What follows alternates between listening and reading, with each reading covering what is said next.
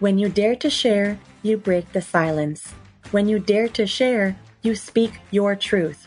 When you dare to share, you use the full strength of your voice. When you dare to share, it brings opportunity to own your story. So tell it, be heard, and at the same time, your sharing is someone else's learning, inspiration, motivation, empowerment, and hope. There's always an element to each of our stories that remains a secret. For some, we feel it's a dirty little secret. Dare to share your untold story exposes these secrets in a welcoming and positive way. I encourage each of you out there to dare yourself to share what is yours to tell. When we dare, it is the courage to do something really important. Let this be a vow to each and every single one of us that we take risk, we brave, confront, and face what is, while inspiring and empowering all communities. So let's break that silence and tap into mental beauty. This is Salima Jadavji, your podcast host, a practicing social worker, and your mental wellness connoisseur. Welcome to the Dare to Share Your Untold Story podcast, episode number 89. He started from the ground up, and the unworthiness cycle kept repeating itself. To all my fellow listeners, before we get started, I'm just dropping in a note to give you a heads up that this podcast might be emotionally triggering for you. We do invite guests onto the show who share openly about extremely difficult life moments with exposure and impact of what the struggles have been like. The intensity of each episode could have a variable impact on your emotional and mental well-being based on your own personal story. If at any point the topic becomes uncomfortable or upsetting to you in any way, please do not pressure yourself to listen. Instead, be kind to yourself, do some self-care, and perhaps give another episode a try. Today, I have the pleasure of introducing our courageous and daring guest, Anthony Florendo. Anthony has experienced multiple adversaries throughout his life. Born into poverty and raised in Manila, Philippines, in a slum, he worked hard at his education and was able to complete graduate school and enter the pharmaceutical industry. When he immigrated to Canada, he came with both a Bachelor of Science and Master's in Business degrees, along with his wife and children. After Anthony retired, he was diagnosed with a rare autoimmune ailment, compelling him to adjust to a different way of living, and within a short few years, requiring the use of a wheelchair. While walking his dog using his wheelchair, Anthony was involved in a motor vehicle accident. Together with his wife, Anthony established the Canada Support for Motor Vehicle Accidents, a nonprofit organization that aims to aid those injured in motor vehicle accidents. He and his wife use their experiences to offer support, guidance, and empowerment to those impacted by motor vehicle accidents. Well, hello, Anthony.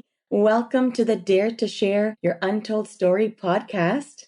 Thank you. That was a super welcome. I don't believe I've ever received a super welcome like that before. What? Okay, well, I super welcome you, just even like that much more. I'm actually, Anthony, so delighted to have you as a guest on the show today. And I am really grateful for your willingness to be here, to be vulnerable, and to share your story. Listeners would know that I've said this before. I am truly humbled to encounter guests like yourself. When I encounter guests like you who give me permission to tap into their vulnerabilities and then draw from their strength and take in some of the insights and inspiration that get shared into the space, it's so wonderful and incredible. And it's really important that we take a stance together to help break barriers of mental stigma.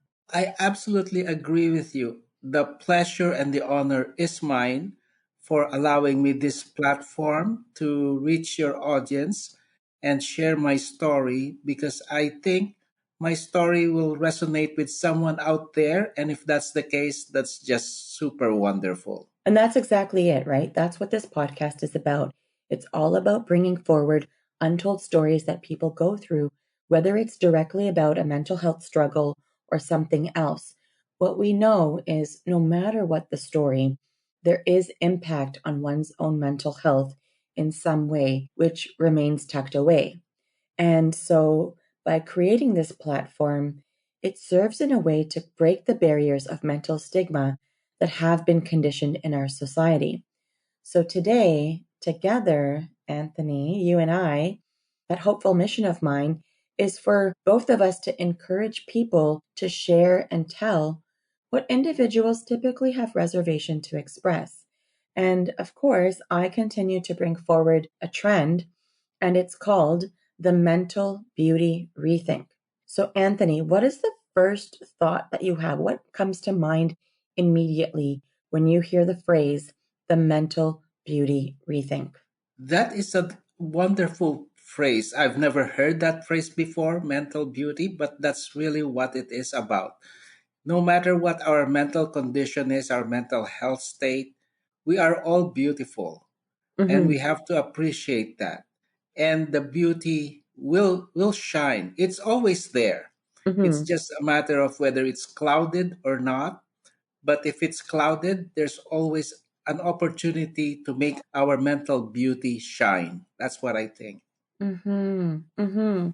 I like how you are able to articulate that. Like, no matter the condition or the state, there is this all-encompassing beauty that we get to embrace, no matter what. Hmm. No matter the conditions, we will shine. I see a lot of people in different conditions. Like I go to downtown Toronto and I see homeless people Right. muttering to themselves, and I offer them coffee or something, and their beauty shines. They accept the coffee graciously, and you can see the beauty. It's always there. It's just clouded temporarily, but it will shine given a chance. Yes, it's all about perception, right? Thank you for sharing that, Anthony. All right. So the time has come for us to get our question party started. Are you ready? Yes, so Okay. ready. I'm so excited you said that. So then let's get going. So that first question, Anthony, give us the newspaper headline of how you would title your untold story. How would it read? Well, nobody's asked me that question before, but if I were to give a headline title to my story, it would be "We Can All Triumph Despite All Adversities." Okay. Say that one more time. I want to take it in. Yes, we can all triumph despite all adversities. Okay. Our story is not ended until the end. So while our story is still going on, while we're still alive, we can all triumph still, despite what we've been through. So it's really a message of to keep going no matter what. Hmm. And it sounds like you're speaking from your own experience and sharing this title with all people. Like we can all have this title. Yes, that's definitely true. Okay. So we can all triumph despite all adversities. Is that correct? That is correct. Okay. Lovely. So then let's get right to it. Tell us more about what your untold story is all about. Yes, I'm 63 years old now. So my story began in 1960 when I was born. I was born into a very impoverished conditions that are very difficult to imagine in a first world country such as Canada. Hmm. There's raw sewage running down the street, if you can imagine that. And our houses are not made of bricks and stones and stuff like that. It's sheet metal and pieces of plank woods, Right. and some even cardboard boxes. Mm-hmm. Mm-hmm. And this is the situation that I was born in. Mm-hmm. And when I was 6 years old, so this is in 1966, my mother enrolled me in one of the plush Catholic schools in Manila. So here I am, born in the slums of Manila, in Paco, Manila, going to a plush Catholic school as an indigent. Mm-hmm. I'm faced in a situation where in school, I am surrounded by luxury and beauty and sophistication and all the wonderful trimmings that wealth can have. Mm-hmm. But when I go home, I am faced with poverty and ugliness and dirt and danger. Right. And that's my world every day. So that was your world, that was your environment. You've painted the scene of like, this is how I grew up. This is what I was exposed to. This is where I was. Tell us about that untold story. What are those themes or what are those parts? Tell us more. So if you're rubbing elbows with the science of rich people in the Philippines, Mm-hmm. and you're exposed to their wealth and you're exposed to their extravagant lifestyle Mm-hmm. and their privilege, you Mm-hmm. feel like an outcast. Actually, it's worse than an outcast. I feel invisible and a nobody. That's pretty intense. I was 6 years old. Uh-huh. Right. In fact, I did not go to kindergarten. I skipped kindergarten because kindergarten is a privilege for the rich. Mm-hmm. So I was shoved into grade one right away. Mm-hmm. And everybody knows what they're doing because they've been to junior kindergarten, senior kindergarten, grade one. I Mm-hmm. was shoved in with the grade ones, and I don't know how to follow instructions. Right. The teacher said, when we opened the class, she goes, "Put your hand on your desk." And Right. I was going, what the heck is that? To feel Right. that confusion that you're in a different world that you don't belong in. Right. I carried that all my life, that I'm in a world that I don't belong in. I'm not just nobody. I'm actually don't belong there. I shouldn't be taking space there, and I am invisible. Mm. You shouldn't take space there. And you said that this theme carried with you. So this was what happened at starting at age 6. This is what you got exposed to. How else did this theme show up for you? Well, another way that it showed up for me is my mom named me Anthony. In the Philippines, it's Antonio. Nobody's called Anthony, except this nowadays there are Anthonys. But in my generation, everybody's Antonio, not Anthony. Okay. So I sounded very pretentious. So Mm-hmm. I had to ask my mom, why did she name me Anthony? And my mom says, because I can foresee you not living your life in the Philippines, but I can foresee you living your life in a North American country and doing very well there, being very competitive. Mm-hmm. And that image stuck to my head that although I'm an imposter, I felt like an imposter, Mm-hmm. that my mom had a lot of faith in me and she sees something in me that I do not see yet. But it's going to be there because my mom said I'm going to move to North America and compete in North America. Right. So you weren't sure how it was supposed to happen. You believed it because it was your mom telling you, Yes, but you weren't sure how that was supposed to happen. yes. And my mom was the one who petitioned the Catholic school for me to be their indigent student every year until I finally graduated. So that's a lot of years that every year she's petitioning the Catholic school to let me in again for the Mm-hmm. last time every year. And she would actually stay outside the parish office, sleep there, stay there, and not allow herself to be driven away until I get admitted as an indigent student. Right. So she went through great lengths to ensure that you got the education that you got. And I did get a wonderful education out of it. Mm-hmm. So much determination, right? Yes, And yes, she was really determined, and it sounds like you embodied that determination as well. yes. I had to because I had to honor all her efforts. Mm-hmm. So that's why I was always being very, very judicious in class.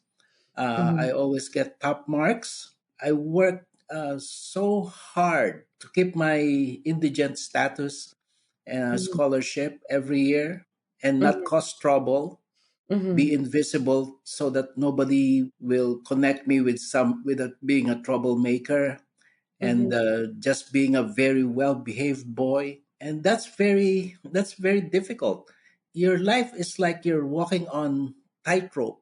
You Yeah. can't allow yourself to to slip. Right. So I do my homeworks on time. I work very diligently. I do the extra mile. I even clean the playground after Mm-hmm. my classmates have gone back to class, so that the teachers will look out the window and see that I'm cleaning the playground and be able to say, "Look at Anthony. He's so conscientious." Mm.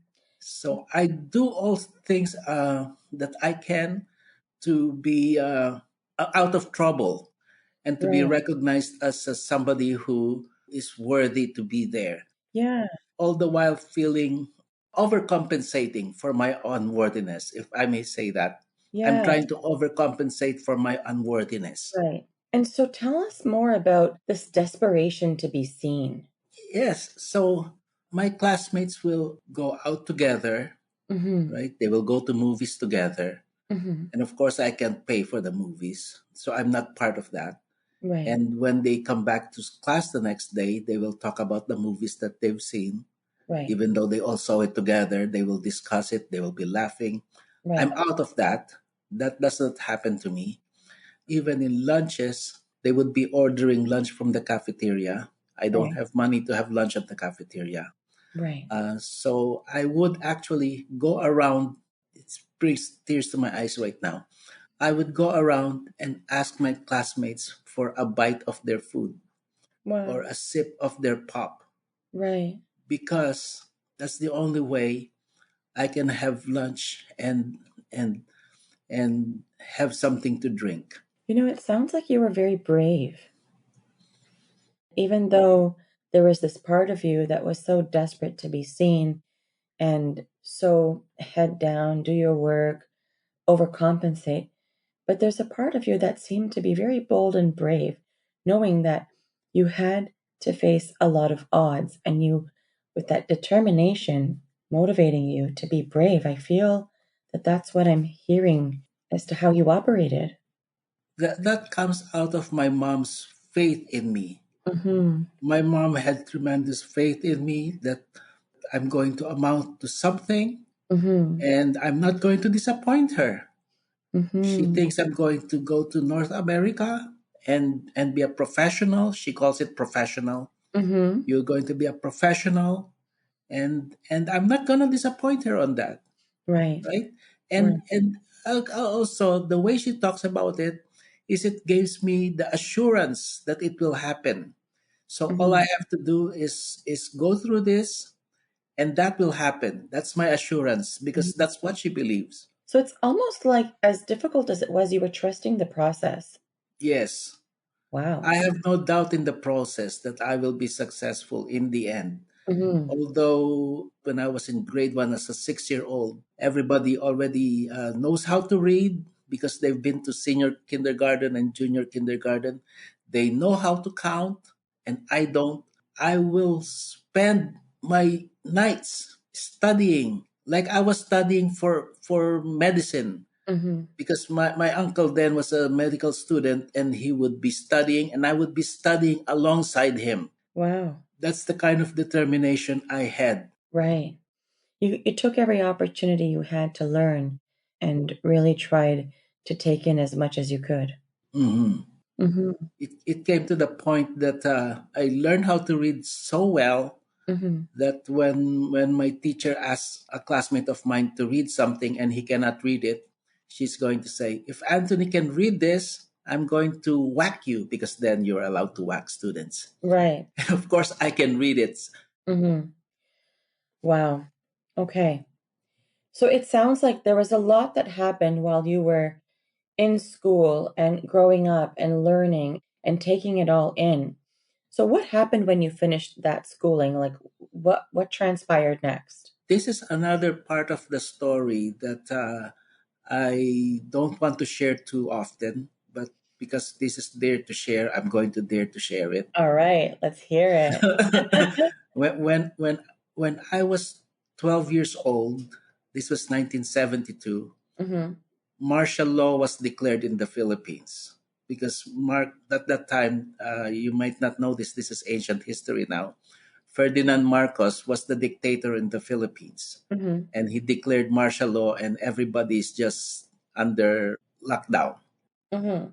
So I was 12 years old.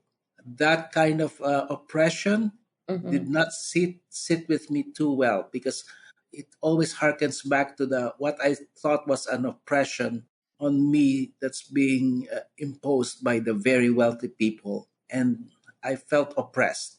So when martial law was declared, I became an activist Mm-hmm. at the age of 12. Right. At the age of 14, I became a student leader. At the age of 15, I was admitted in the Faculty of Chemistry of the Far Eastern University. So I enrolled in university at the age of 15. Wow. And then from there, as a university student, I led many mass actions against the government. Mm-hmm. And at the age of 18, I was arrested by the government. So I'm thinking about it now, and that all stems from my feeling of injustice Right. and oppression, and I have to do something about this. Yeah, you wanted to speak up and fight against the odds.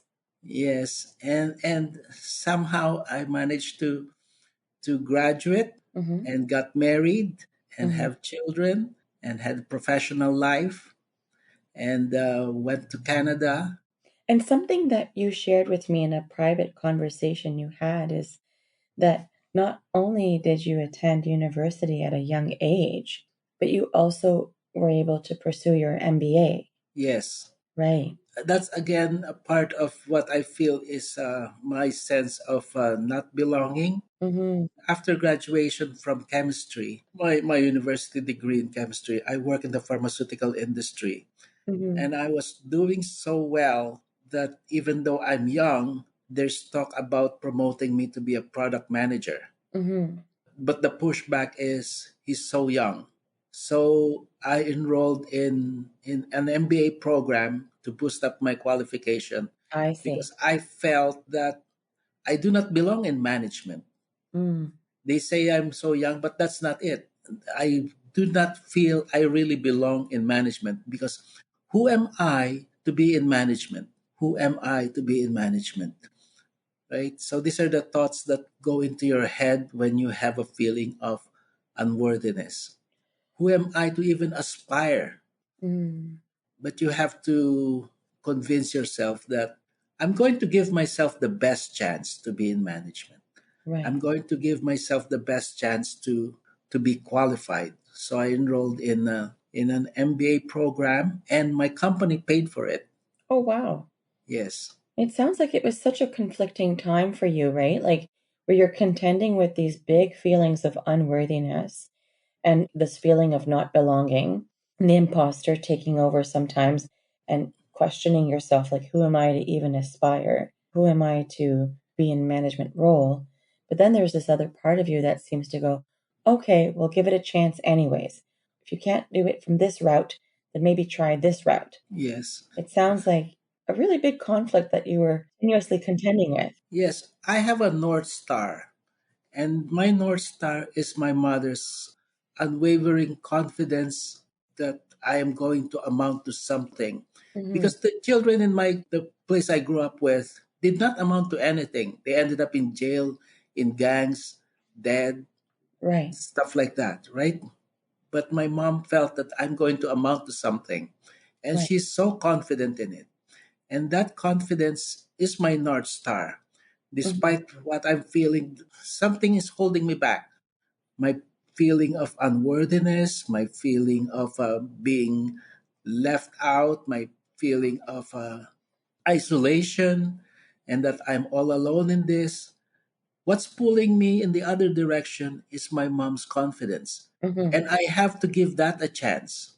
Hmm. I have Hmm. to give that the best chance for that to come through. So that's how you were able to balance the conflict is like, even though it's so, all of this is holding me back, you really held strong to your mother's confidence. Yes. Because she was so confident in it that I believe it. Right. In my view, it's a done deal. It's just going to be a matter of process. It's Mm. no matter how bleak it looks, and it looked pretty bleak, it's just a matter of process. I will come through with this. and then I just have to figure out how to make it happen. And it's such a beautiful way to be parented that despite whatever you had or didn't have, your mother's reassurance and confidence in you and encouragement, it really helped guide you. Yes, Well, it was more like your guiding force, right? yes, it's very strong force. Yeah, It's stronger than all the other negative things I experienced in my life. It is way stronger than that. right. When I was in grade three, so this is 1969, when I was in grade three, we did not have anything to eat. We Mm-hmm. had no food on the table. We have no more food. We're all out. Right, My mother sold my textbooks, my grade three textbooks, so that we will have cash so that she can buy food. right. And then when she came home late at night after going through all that chore of selling my textbooks, and she had to walk because she did not want to spend the money on a fare ride, and she bought something to eat, I refused to eat it. She Oh, was in tears. She goes, "Why do you not eat this? I went to a lot of trouble for you to have dinner tonight, but I would not eat it." So those are the kinds of trauma that I experienced. right. So now I had to stay after school and stay in the library to Mm-hmm. do my homework for the rest of the school year. Right. But I turned that into a positive. I Yeah. learned to love the library. Okay. I learned to use the resources in the library. I Mm-hmm. learned to be friends with the librarian. It's that's how you dealt with the conflict and that's how you worked through it. But those are some pretty important examples. And although it hurt me that my mom sold my textbook, I had faith in her that she did her best. Right. So I overcome that feeling of loss. For sure. It sounds like there were a lot of sacrifices and a lot of changes and adjustments that you had to make. It's a lot of trauma. Yeah, You get hit with a lot of trauma, but somehow you have to be resilient because you know that this is just a process. I'm going to be successful because my mom says that I'm going to go to North America as a professional, and I'm going to compete in North America, and I'm going to succeed in North America. Never mind the slums of Manila. I'm going to leave all that behind. right. So tell me, Anthony, once you left the Philippines, you said that you got married, you had your kids, that you traveled to Canada. What took place then? Did you start living life differently, or did some of the same themes follow you? What happened? See, that's the thing. You can leave the Philippines, but the Philippines is always with you.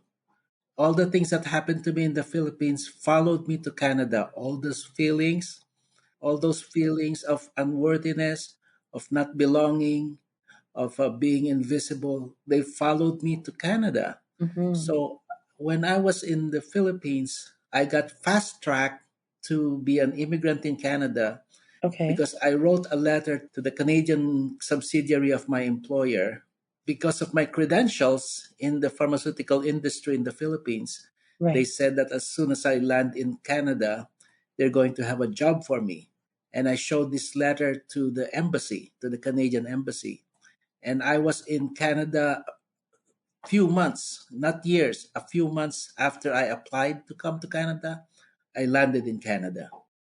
But when I was interviewed by this company, it's now Bristol Myers Squibb. At that time, before the merger, they were just called Squibb.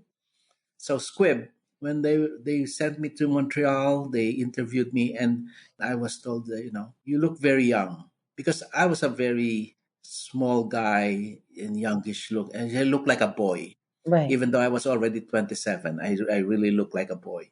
Okay. And he says, you're going to be speaking with hospital administrators, and you're going to be speaking with senior specialists in the field of cardiovascular medicine. Right. We cannot see you doing that and having that credibility because you look so young. Okay. I cannot change how I look. Right. You were offered this job, you were given the security, But when they met you, they just rejected you just because of Yes. you looked young? Yes, because I looked young. And they said they couldn't understand what I was saying because I had a very thick Filipino accent. Okay. And the terminology I was using was different from North American terminology Right. in medicine. Right. For example, I would say musculoskeletal, they say musculoskeletal. I really don't think it's that big a deal. Yeah, I can understand that. Right? So they Right. said, no, nobody can understand you. Sorry. Oh, So that's it. So I applied as a clerk in a pharmaceutical company. okay. I applied as a clerk. I got admitted as a clerk, and I did not say I have MBA. I did not say I have a chemistry degree. I just said I have a high school diploma. Okay. Even then, as a clerk, even though I know I was dealing with people who are not very educated, like they're talking about things that I will not be talking about, like jokes that I will not be talking about, jokes like that. Right. So that was the culture. So that feeling of not belonging, right? That didn't Yes, seem to sort of creep back up as well, right? That differential of them versus me. I'm with these people who are so different, and I have to prove yes. myself to them. And what am I going to do now to be seen? Yeah, yeah. There I was. I was a clerk, and there was a power failure, Okay. and everybody started packing up. But I moved my desk to the emergency light that says exit because I want to continue working. I Mm-hmm. don't want to go home Mm-hmm. because my job isn't done yet. And I was ridiculed. They says, "You brown nose," and I don't even know what that means. You brown nose. Why are you doing that? You just want to make us all look bad and things like that. These are all your colleagues. Yes.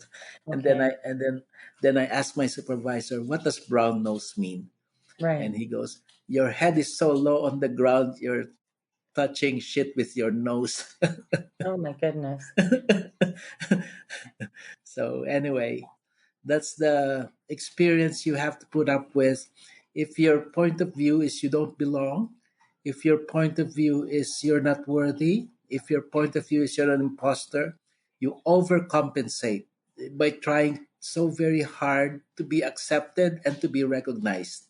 And that was your experience. Yes, that's my experience. And it is a burden to carry, the feeling that you're not worthy and you have to do more than anybody else. Mm-hmm. And you take it for granted that that's what you are, that's what you have to do. Right. It's almost like a slavery. It's almost like you're slave to this feeling that you have to outperform everybody just so you will belong. So this need just to belong, you would go to such lengths. Yes. And it's a burden. I cannot imagine a life where I am not burdened by feeling of inadequacy and feeling of unworthiness, Mm-hmm. because that would be so freeing. That feeling would be so freeing that you don't have to try so very hard Mm-hmm. and be on top of everything and be the boy who's cleaning the playground after the rich kids made a mess out of it. Mm-hmm. Mm-hmm.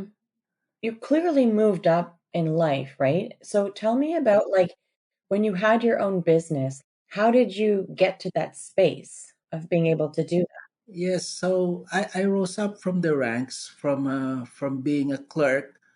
I had the fortune of the one of the vice president of this pharmaceutical company sat down beside me in the cafeteria because I was alone in the cafeteria Right. because I don't mingle with anybody. And this vice president, he's new in the company and he wants to know people. So he sat down with me and we happened to discuss business. And he was impressed. He didn't think that that kind of business acumen would come from somebody like me. So he asked me to be interviewed by management. The person who interviewed me, he's the sales manager. He goes, "So, you're one of those smart Filipinos, eh?" And I was going, "What is a smart Filipino? Why is that such a derogatory term? Right. Why does an immigrant have to be dumb? Right. Why?" Right. Anyway, I got hired and I replaced him. Wow. So after 3 months, even before the end of my probationary period, I was already in management. Okay. And everybody who was in the clerical division, they were saying snide remarks at me that I just got promoted because I'm brown nose and all that stuff again. Right. So those are the things I have to deal with. Right. So at what point did it stop affecting you to hear rude remarks or derogatory comments? Because it sounds like every time you heard that stuff, it was really affecting you. And even though you have such a strong sense of will, was there a point where it no longer became? It never stops. It still cuts. To Mhm. this day, it still cuts. If you hear remark like that, you never get immune to it. You never get used to it. Derogatory remarks and feeling just it's just like a time machine. Mm. You hear a remark like that, you're in a time machine back in 1966 when you were in grade 1 and Right. you're sitting there and not knowing what to do.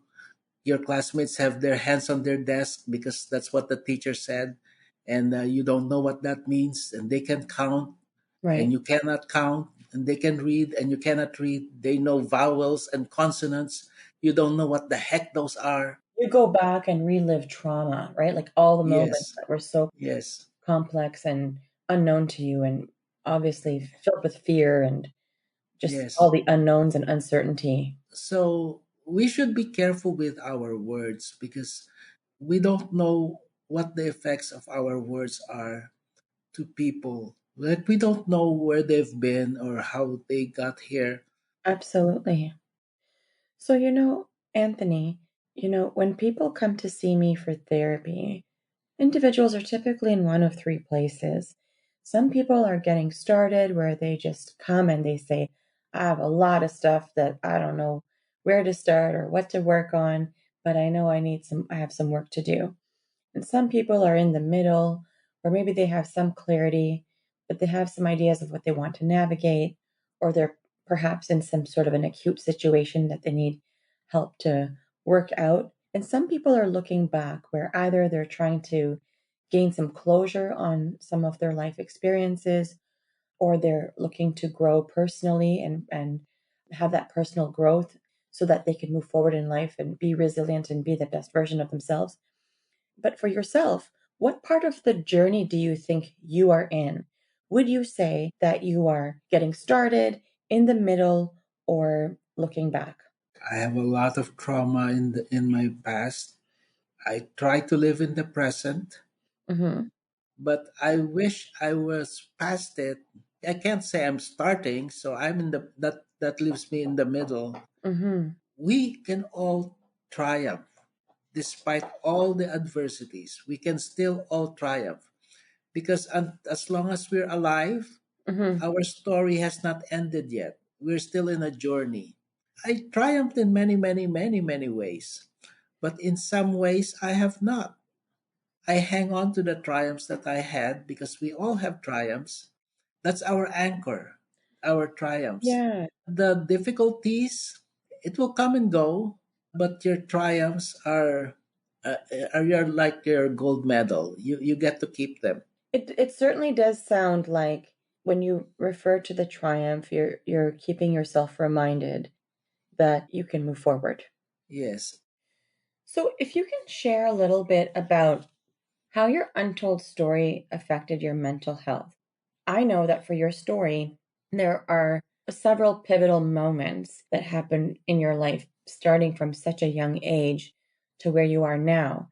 But if there's a part of that timeline where you can say your mental health was at its most impactful time, what would that have looked like for you? the most impactful time for me is when I'm in Canada and I was already a senior management of a top tier pharmaceutical company. And the next stage for me is to be a vice president or even a president of a multinational top tier pharmaceutical company. And I know that's not going to happen for me. I was 55 years old. I know that's not going to happen. I've because I'm an immigrant boy.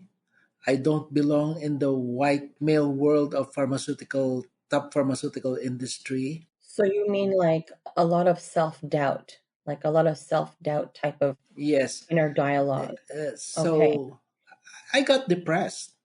I got depressed, and I couldn't function anymore in my job. And I quit my job at 55 years old. I retired, and I started my own business because then I can go as far as I want to.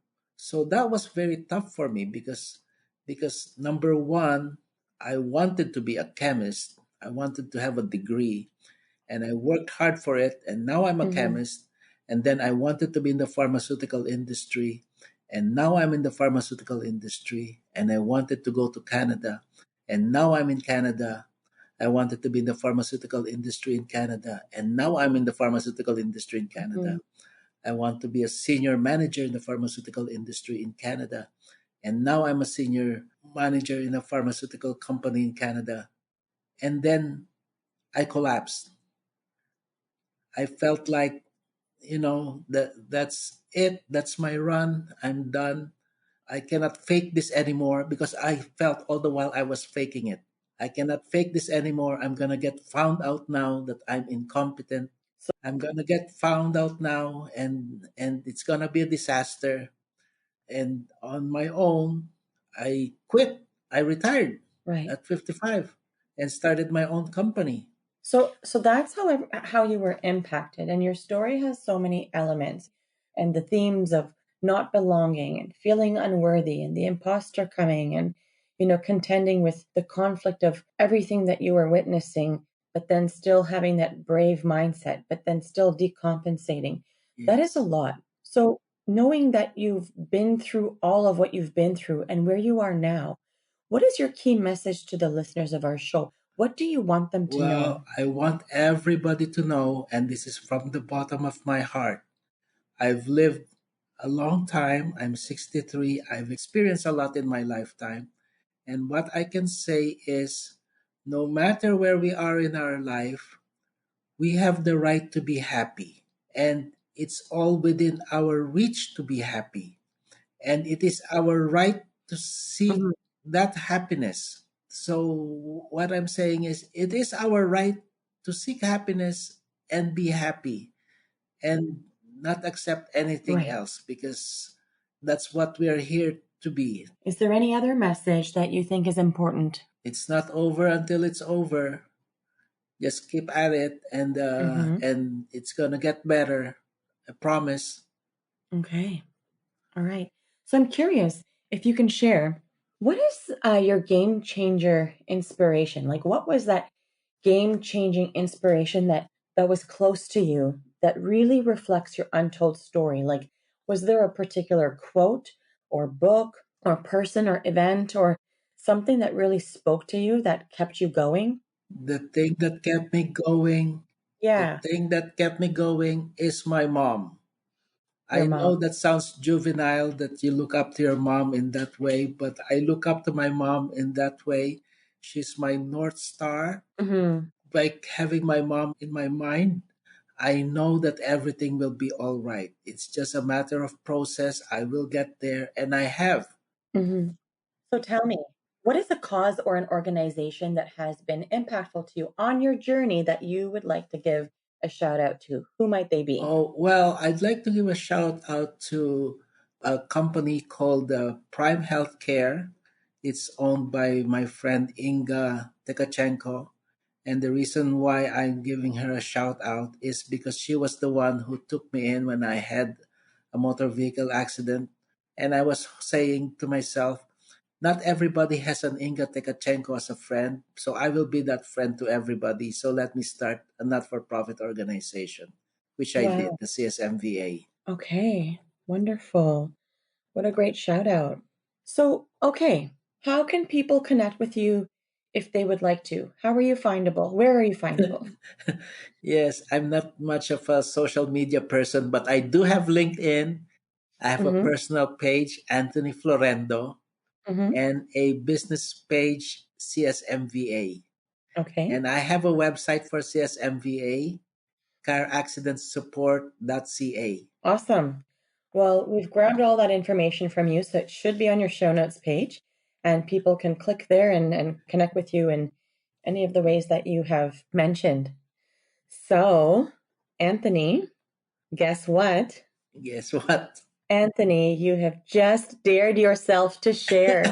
Congratulations. Congratulations. Thank you. Another You did it. triumph. Another triumph. Really, you sound like it was a triumph. Yeah. See, another gold medal. Okay. Well, on a serious note, Anthony, I would just like to take a moment to express my gratitude for the deep story shared in this space today, speaking about the quest of being accepted by others, combined with all the many tribulations you went through, how the feeling of unworthiness manifested in your life and kept you feeling small, the desperate lengths you went to just to prove yourself, and finding a way to belong. Your story is an incredible one to share and to be heard. I'm truly grateful to have been able to hear and witness your story today. So thank you for the deep conversation and for all the daring and sharing. Thank you very much for having me. Wonderful. And once again, Anthony, thank you for being part of Dare to Share Your Untold Story and helping to be a voice in breaking down the barriers of mental stigma. To all of our listeners, if you like what you've been hearing on this podcast and you want to be part of breaking down barriers of mental stigma, I invite you to go wherever you are listening to the episode and hit subscribe. Leave us a comment or a review of the episode and maybe how you relate to it. To learn more about what we offer, visit www.daretoheal.co. And if you are feeling ready and brave to share, please submit your story by visiting www.daretoshare.co. Thanks for joining in.